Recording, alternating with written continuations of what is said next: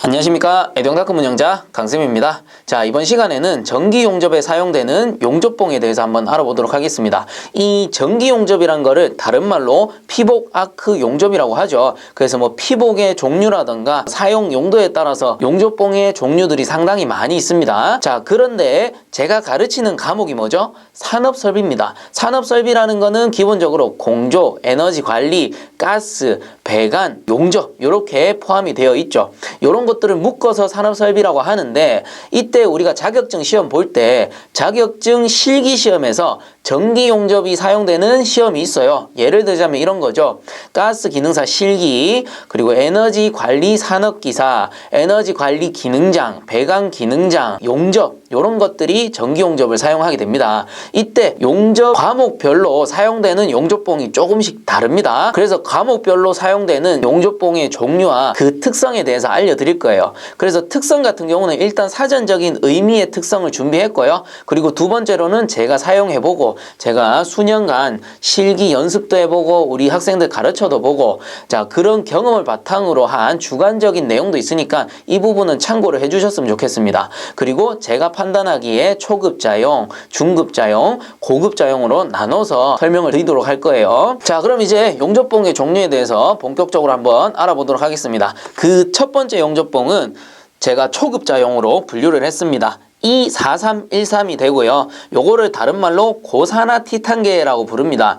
자, 근데 참고적으로 알아두세요. 산업 설비 직종에서 사용되고 있는 전기 용접봉 같은 경우는 현재까지 3.2파이로 출제가 되어 왔습니다. 그래서 현재까지를 기준해서 제가 설명을 드리는 거예요. 자, 그렇다면 이 E4313 고산화 티탄계는 어떤 과목에 사용이 되느냐?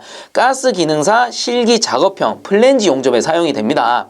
자, 그렇다면 특징 한번 읽어보도록 할게요. 슬래그 생성계인 산화 티탄이 약 35% 정도로 주 성분이며 널리 사용되고 있다. 그래서 산화 티탄이 많기 때문에 고산화 티탄계라고 부르는 거겠죠. 그리고 마저 읽어보면 아크의 안정성이 우수, 재아크 발생이 용이하고 스패터도 적으며 슬래그 제거도 양호하여 전자세 용접에 사용되며 수직하진 용접이 가능하다라고 돼 있는데, 자, 일단 아크의 안정성이 우수하다라는 말은 그만큼 용접하기가 쉽다라는 겁니다. 아크를 일으키기가 쉽다라는 소리예요. 그리고 재아크 발생이 용이하다라고 돼 있는데, 이거는 뭐냐면은 용접을 하다가 아크가 끊기잖아요. 그러면 그 지점부터 다시 아크를 일으켜서 가기가 쉽다라는 소리입니다. 재아크를 발생하기 쉽다, 아크를 다시 발생시키기 쉽다, 이 소리가 되겠죠. 그리고 스패터도 적으며, 스패터라는 거는 용접 시에 날아튀는 불꽃인데, 이 날아튀는 불꽃이 적으면 적을수록 비드가 융착되기 쉽고 아크 발생률이 좋다라고 보시면 되는 겁니다. 그리고 슬래그 제거도 양호하여 전자세 용접에 사용되며 수직하진 용접이 가능하다. 그래서 슬래그 제거도 잘 되고요. 또한 전자세 용접이 가능하다. 어떤 자세로 용접하더라도 용접성이 좋다라는 소리입니다. 그리고 수직 시 하진 용접이 가능하다. 이 소리는 뭐냐면은 통상 보면 수직이라는 건 이렇게 올리거든요. 버티컬이라고 해서. 그래서 용접봉을 이렇게 상진으로 올리면서 용접을 해요. 그 이유는 뭐냐면은 하진해버리면 용접 융액이 아래로 흘러 떨어지기 때문에 용접하기가 좀 힘들어요. 그런데 이 고산화 티탄계 같은 경우는 하진 용접이 가능하다라는 소리입니다. 그거 왜 그래? 이 고산화 티탄계 같은 경우는 용입 정도가 좀 작아요. 용입이란 건 뭐냐면은 쇠를 녹여서 붙이는 정도, 이제 녹아 들어가는 정도를 얘기하는데, 이 용입 정도가 작으니까 그만큼 흘러내리는 것도 작다라고 볼 수 있겠죠. 그래서 흘러내리는 정도가 작으니까 여기서 이제 위에서 내리는 하진 용접도 가능하다라는 소리입니다. 이 말은 다시 말하면 용접성이 아주 용이하다, 즉 용접하기가 쉽다라는 소리입니다. 용접하기가 쉽기 때문에 초보자용으로 분류했고요. 다시 말씀드리면 초보자들이 이 용접봉을 가지고 용접할 경우 아크를 일으키기도 쉽고 비드도 초보자들이 하는 데 비해서 꽤나 이쁘게 발생될 수 있다라는 겁니다. 그리고 슬래그도 쉽게 제거가 되고요. 자, 그리고 마저 읽어볼게요. 용입이 작으므로 박판 용접에 좋으며 비드 모양이 좋고 작업성이 좋아 일반 경구조물의 용접에 많이 사용된다. 그래서 용입이 작다라는 소리는 제가 앞에서도 말씀을 드렸습니다. 근데 이 용입이 작다는 것의 단점 뭐겠어? 그 모재를 녹이는 정도가 작으니까 그만큼 용접의 강도는 떨어진다라고 봐야 되겠죠. 그러므로 박판 용접에 좋다, 즉 얇은 판 용접에 좋다라는 소리입니다. 그리고 밑에 보시면 융착 금속의 기계적 성질인 용접성이 다른 용접봉에 비해 약하고 고온 균열을 일으키는 일으키기 쉬우므로 주요 부분 하중 구조물에 사용하지 않는다.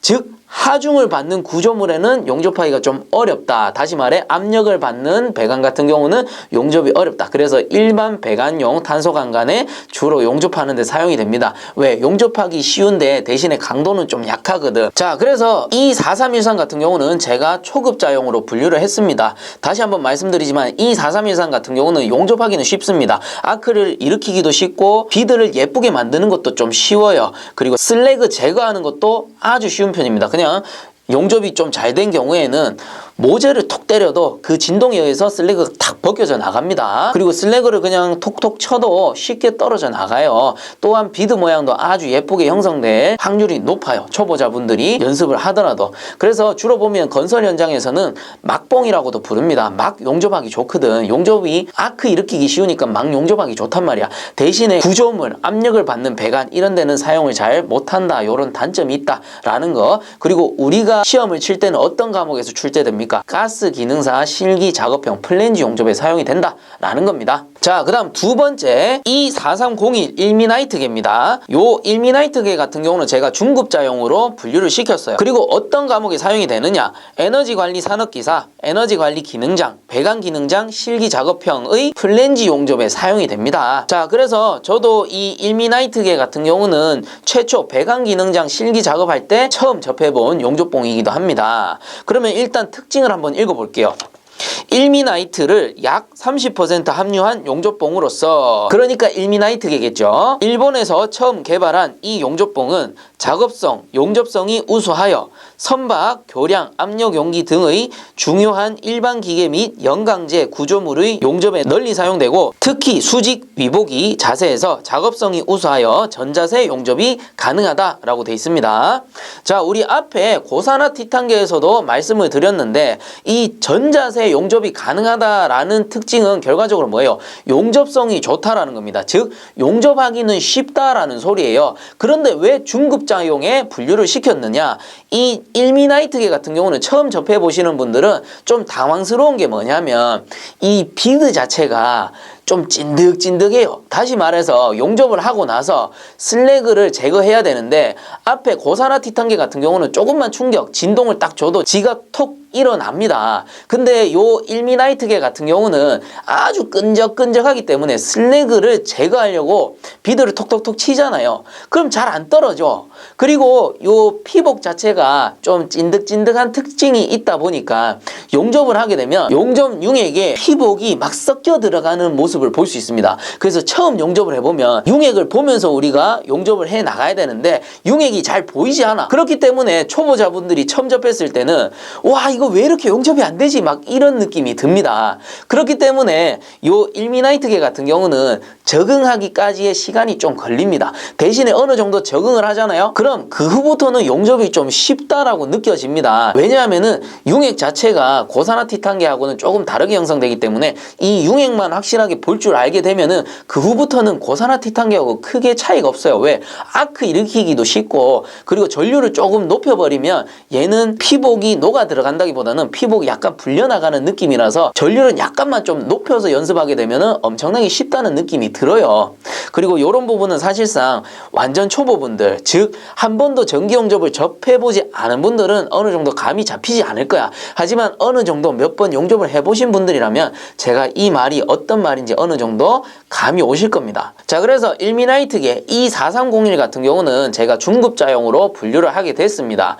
그리고 요 일미나이트계 같은 경우는 고산화 티탄계보다는 강도가 좀 높고요. 물론 고산화 티탄계보다 용접은 좀 어렵습니다만은 어느 정도 적응이 되면 고산화 티탄계처럼 쉽게 용접을 할 수 있습니다. 어느 정도 중급 레벨이 된 분들 같은 경우는 전자세 용접이 용이하단 말이에요. 그렇기 때문에 고산화 티탄계보다는 많이 사용되고 있다라는 거 참고적으로 알아두시면 좋을 것 같습니다. 자, 그 다음 세 번째 고급자용입니다. 고급자용 같은 경우는 E7016 저수소계가 되겠고요.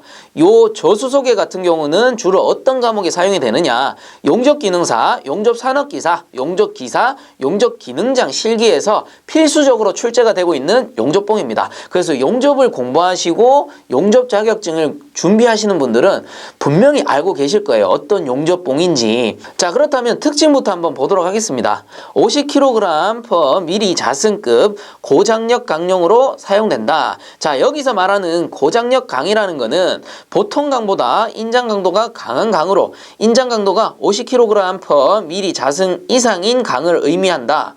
0.2% 정도의 탄소를 함유한 탄소강에 규소, 망간, 니켈, 크롬, 구리 등을 첨가하여 성능을 향상시킨 것이다. 이렇게 나오죠. 그래서 고장력 강이라는 거는 쉽게 말해서 인장 강도가 큰 녀석을 얘기하는 겁니다. 인장 강도가 뭐예요? 늘어나는 특징. 그래서 어느 정도 인장 능력이 있는 강을 얘기하는 거예요. 그리고 나머지도 한번 읽어봅시다. 피복제 중 수소원이 되는 성분의 유기물을 포함하지 않고 석회석이나 형석, 불화칼슘이라고도 해요. 형석을 주성분으로 하며 용접 시 석회석은 분해되어 아크에 탄산가스 분위기를 주어 융착금속 중 용해하는 수소량을 적게 한다. 그래서 여기서 말하는 요지는 뭐냐면 마지막에 수소량을 적게 한답니다. 수소량을 적게 하기 때문에 저수소계가 되는 거고요. 그렇다면 이 수소량을 적게 하는 이유가 있을 거 아니야. 그 이유를 찾자면 수소가 용접에 미치는 영향을 보시면 되겠죠. 자, 그래서 용접 시 수소의 영향 한번 보겠습니다. 수소의 영향, 용접 금속 내에는 일반 강제에 비해 수소량이 10의 3승에서 10의 4승 배로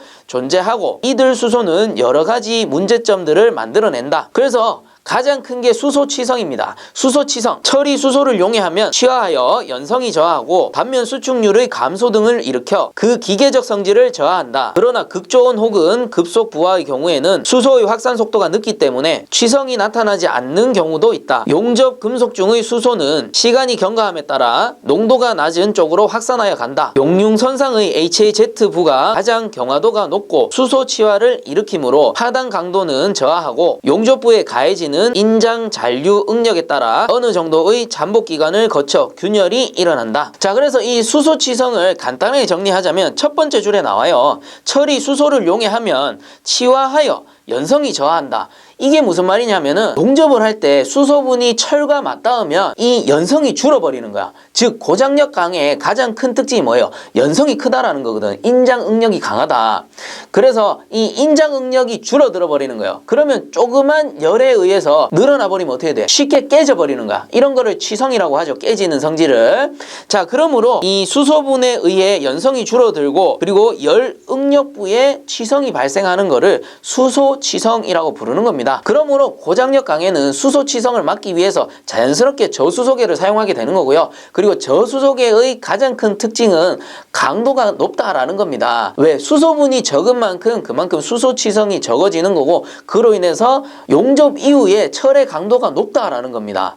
그 이유는 뭐예요? 앞에서도 나왔듯이 수소분이 많이 없기 때문에 수소치성이 적어요. 그로 인해서 용접 이후에 그 강의 강도가 높아질 수밖에 없는 거죠. 치성이 많이 줄어들었으니까. 자, 그리고 이 저수소계가 마냥 좋을 수는 없겠죠. 나머지 특성 한번 보겠습니다. 저수소계 용접봉의 단점은 아크의 불안정, 슬래그 유동성이 나쁨. 자, 이것만 봐도 어느 정도 감이 오실 거예요. 아크가 불안정하다라는 거는 스패터도 많이 튀고 아크를 일으키기 어렵다라는 소리예요. 그리고 슬래그 유동성이 나쁘다라는 거는 용접 시에 슬래그가 이렇게 고루고루 피복이 될 확률이 좀 낮다라는 소리예요. 그러므로 쉽게 얘기하자면 용접하기가 힘들다라는 소리입니다. 아크를 일으키기도 힘들고 나중에 슬래그를 제거할 때도 톡 떨어져 나가는 현상이 정말이지 아크 용접에 숙련이 되지 않는 이상은 좀 어렵다라는 소리라고 볼 수도 있어요. 자, 그리고 마저 읽어볼게요. 미료도가 거칠고 심한 볼록비드 모양으로 되므로 운봉에 다소 숙련이 필요하다. 여기서 말하는 미료도라는 거는 말 그대로 예쁠 미입니다. 그 비드가 예쁘게 형성되기가 좀 힘들다. 미료도가 거칠다 이 소리고요. 그리고 심한 볼록비드 모양이 발생되기 쉬우므로 운봉에 신경을 써야 된다. 즉 어느 정도의 숙련도가 필요하다라는 소리가 되겠죠. 그리고 마저 읽어볼게요. 용접의 시점에서 기공의 발생이 쉬우므로 백스텝법을 사용하여 용접 조작에 주의하여야 한다. 백스텝법이라는 것은 말 그대로 시작 지점에서 살짝 뒤쪽으로 갔다가 다시 진행해줘라 이 소리인데, 사실상 뭐 이렇게 백스텝법으로 하셔도 되고요. 아니면 시작점에서 어느 정도 머물러서 확실하게 예열하고 가셔도 상관은 없습니다. 이런 기능적인 부분은 사람마다 좀 다르니까 그냥 참고적으로 보시기 바랍니다. 그리고 나머지 기공의 방지는 시 종점 끝단부에 붙이는 보조 철판 엔드탭을 부착하여 방지한다. 그래서 엔드탭 양쪽에 붙이는 판인데, 사실상 우리가 뭐 시험이라든가 건설 현장에는 이런 엔드탭을 쓸 여유가 잘 없죠. 그렇기 때문에 이런 거나 이런 판이 있구나 이 정도만 알아두시면 될 것 같고요. 그리고 흡습이 많은 저수속의 용접봉의 건조도는 300에서 350도씨 정도로 2시간 정도 건조시켜 사용해야 한다. 자, 이 말은 무슨 말이냐 하면은, 이 특히나 저수속의 용접봉은 수분에 아주 취약합니다. 그래서 사용 전에 300에서 350도씨 정도로 건조시켜서 수분을 완전히 말리고 사용을 해야 돼요. 그거는 왜 그래? 수분, 물이라는 거, H2O에는 뭐가 있다? 수소분이 존재하거든. 그렇기 때문에 확실하게 건조한 후에 사용해주지 않으면 이 수소분에 의해서 수송치화가 발생할 가능성이 높아져 버리겠죠. 그러므로 특히나 건설 현장에서는 용접봉용 건조기를 들고 다닙니다. 그래서 항상 그 수분을 말려서 사용하는 걸 보실 수가 있습니다. 자, 그래서 마지막으로 정리를 한번 해보자면, 초급자용 같은 경우는 E4313 고산화 티탄계라고 하고요. 요 녀석 같은 경우는 가스 기능사 실기 플랜지 용접에 사용이 된다라고 했습니다. 특징 같은 경우는 용접하기는 아주 쉬운데 강도는 좀 약하다라는 특징이 있었고요. 그리고 두 번째, E4301 일미나이트계입니다. 요거는 에너지 관리 산업기사 기능장, 배관 기능장 플랜지 용접에 사용이 된다라고 했습니다. 그리고 요 용접봉의 특징 같은 경우는 용접하기는 사실상 쉬운데 어느 정도 숙련도가 없으면 그 융액을 보는 게 좀 어려워요. 왜? 피복 자체가 찐득하기 때문에 그 비드에 피복이 섞이는 걸 볼 수가 있어. 그렇기 때문에 처음에 이 융액을 보는 연습이 안 돼 있다면 어느 정도 숙련도가 올라가기까지는 좀 용접 작업이 어렵기 때문에 제가 중급자용으로 빼놓은 거고요. 자, 그리고 마지막으로 고급자용 E7016, 자, 요거를 저수소계라고 하죠. 그리고 수소분이 많이 없다 보니까 수소치성이 많이 발생하지 않고, 그로 인해 강도가 높기 때문에 앞에서 사용했던 용접봉에 비해서 현장에 많이 사용되는 용접봉이라고 했고요. 그리고 이 녀석 같은 경우는 강도가 높은 반면에 어떻습니까? 용접의 난이도는 좀 높은 편이다 라고 했죠. 그래서 주로 보면은 처음 저수소계를 접하시는 분들은 비드를 일으키는 자체를 힘들어 하세요. 왜냐하면 조금만 이렇게 갖다 대도 들러붙어 버리거든. 그리고 어느 정도 아크가 일어나는 것 같은데 요게 융착이 생각보다 좀 어려워요. 그리고 전류값 조정도 생각보다 어려운 편이고요. 물론 전류값을 높여버리면은 이 융착시키기는 쉽습니다. 하지만 앞에서도 설명드렸지만 이 저수소계 같은 경우는 용접기능사, 산업기사, 기사, 기능장에서 사용된다라고 했잖아요. 얘들은 플랜지 용접이 아니에요. C표는 이렇게 해서 맞대기 하는 형태란 말이야. 근데 이 저수소계 용접봉으로 150A를 놓고 백비드 한번 내보세요. 그럼 보통 보면 모재가 녹아버립니다. 물론 기능도가 극히 좋으신 분들은 이걸로 백비드 낼 수도 있습니다. 근데 보통 보면은 제가 용접 기능사를 고등학교 시절에 취득을 했는데, 그때 당시 배웠던 전류값이 110에서 120A 요 사이였어요. 그렇게 해야지 백비드가 좀 균일하게 납니다. 물론 지금은 또 달라졌을 수도 있겠죠. 하지만 제가 배웠을 당시를 기준으로 저는 110에서 120A 정도를 놓고 맞대기 용접을 했었습니다. 그렇게 해서 백비드 냈고, 거기서 백비드 이후에는 전류가 조금씩 올라갔었어요. 위에 이제 2패스, 3패스 이런 거는 전류값을 높여서 비드를 좀 넓게 쌓은 형태가 되는데, 기본적으로 저수속에 용접 기능사, 산업기사, 기사, 기능장을 기준으로 하는 겁니다. 얘들은 전류값을 낮게 해서 연습을 하게 되기 때문에 기본적으로 난이도가 더 올라가게 된다라는 거 말씀을 드립니다. 자, 이렇게 해서 저희 산업설비에서 사용되는 전기 용접, 피복 아크 용접이라고 했죠. 이 피복 아크 용접에 사용되는 용접봉 3가지의 특징과 그 사용 과목 그리고 특성에 대해서 알아봤습니다. 물론 제가 영상을 준비하면서 많이 놓친 부분도 있을 거고요. 그리고 저와 의견이 다른 분들도 많이 계실 거라고 생각합니다. 기능이라는 건 사람마다 다 다르거든요. 그래서 저는 제 입장에서 제 노하우를 알려드리는 거예요. 그리고 그거를 영상으로 이렇게 정리를 한 것이고요. 제 영상을 보시는 초보자분들도 많은 도움 받으실 수 있을 거라고 생각을 합니다. 본 영상이 도움되셨다면 구독과 좋아요 부탁드리고요. 이번 영상 마치도록 하겠습니다. 자, 수고들 하셨습니다.